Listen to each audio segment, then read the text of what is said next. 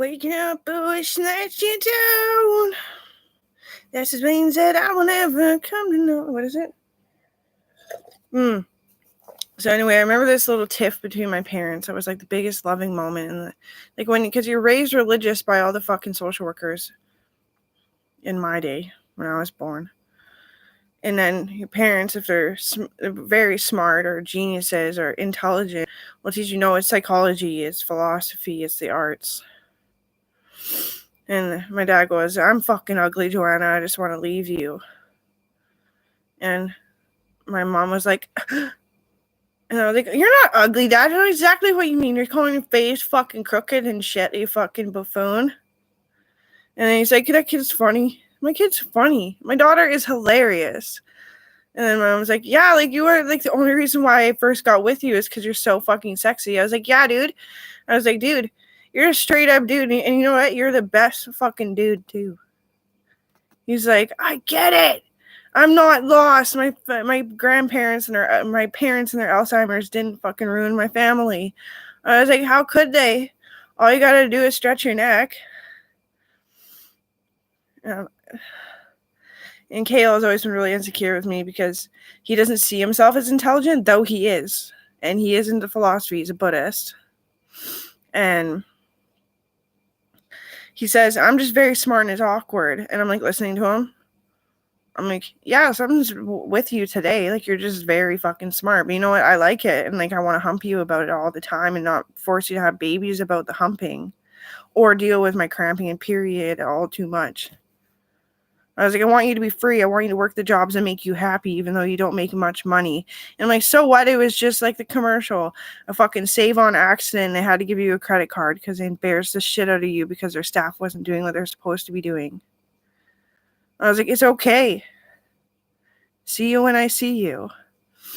And then he didn't ask me to be his girlfriend, but he asked me to marry him the other night. Yeah, but he has no money. It's probably not going to be on the paper. It should be on the paper. He's like, why? I'm like, because then you can, if you get sick, they'll know that at least that you were communicating with me. Like, well, if he even learns to communicate, right? Like, I don't know. I said yes, but you never know. It's just an engagement, right? He's got to communicate because when he gets sick, he hits such a low. He calls himself like strange, bizarre, and like a pervert and all this stuff because he loves bodies. And like he loves arts and he's intelligent, but he lost it when he started grieving about his grandma and grandpa getting old, the only parents he ever had, and how his mom was literally a narcissistic fucking toxic fucking bitch of a crackhead who almost killed him in the womb, but he made it through and she never seen how awesome he is. And yeah, he just works like he's a secretary. Like, honestly, that's what he is. Like, how much do you make as a secretary? Not very much. I know that. Northern Health secretaries make the most fucking money out of all secretaries, and they don't make very much. Anyway, and I don't even think about the art that he creates in these kind of moments. Just when he's talking about, like, he goes up and he talks to his grandpa about going to work the next day, working the skidder and the big machinery. And he comes down, he's like, fucking stupid, blah, blah, blah, blah. I'm like, I can actually hear you through the walls and the flooring.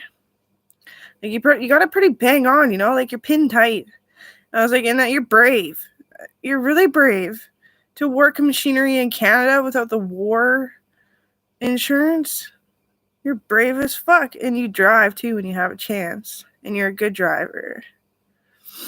And you drive these like buckets that your dad has for his company, your grandpa, and when the wind is just blowing through the doors, and your brother's in the back seat,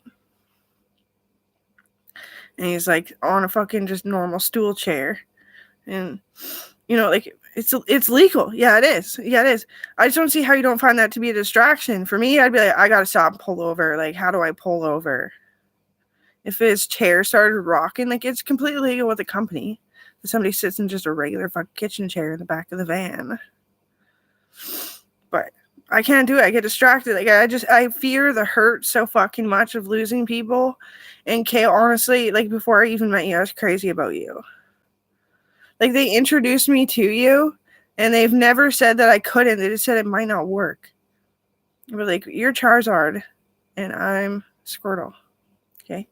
There's meaning. And my mom, fucking bitch, she nearly stole my boyfriend. You know what I mean? Like, I love you, Mom.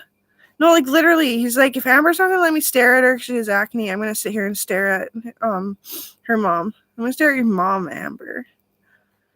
And I was like, thank you, because I always had it when I'm healthy. I have a bit of a chin. She has a fucking huge chin. She looks so fucking native. Yeah. And I've always loved her so much. Like, I always kissed her chin and everything. I kissed her all over. She's been so insecure. After she had me, she was postpartum, but they healed it. But then you realize that a lot of it was just the burden of her not loving herself anymore because she didn't look like herself. And that because I was a genius, I was picking up on her insecurities and her pain and her suffering. And then she got in a horseback riding accident when I was like 9. And my dad got hurt in the army when I was when I was 12. My dad got hurt when I'm pretending like I'm a kid because I'm kind of sucking up to you. And when I was like 14, my mom got in a horseback riding accident. And I worked on her surgeries every fucking weekend with a team of paramedics. And then a horse kicked her off again, kicked her in the ass kind of thing. And that's what she loves to do. And she has no way of an outlet that makes her feel like she's not just sitting there producing things for the world to look pretty. She wants to go out there and be amazing. Yeah. And my mom's smile that like literally like radiates in her eyes, it permeates. I've never been able to help my mom and my dad. It was just fucking listen to what I'm saying. I'm talking. And my dad just wanted to be heard. And that's most people. When it's religious, you just gotta hang out with religious people. And I fucking understood the Bible like bar to fucking none. But when they ask me it, they're like, okay, what did you say when you're intermediate? They're like, that makes no sense. I was like, you can't say it doesn't make sense when it doesn't apply. Like, I read the Bible and I get it. It makes sense. Yeah, it does. And it works and prayer works and everything. But it's philosophy. But most of the Bible was philosophy. But you can't take that we're going to turn back into kings and queens and it's going to be ultimate. Fuck you. That'd be like Eric saying I have to cheat for him to stop, crowding me out and trying to change me. I have to cheat and let him know about it. And then he might just kick the shit out of the guy anyway, and me. Like, it might not even work. Like, that's psychopath to say we're going to be fucking monarchy again. Like, I will sue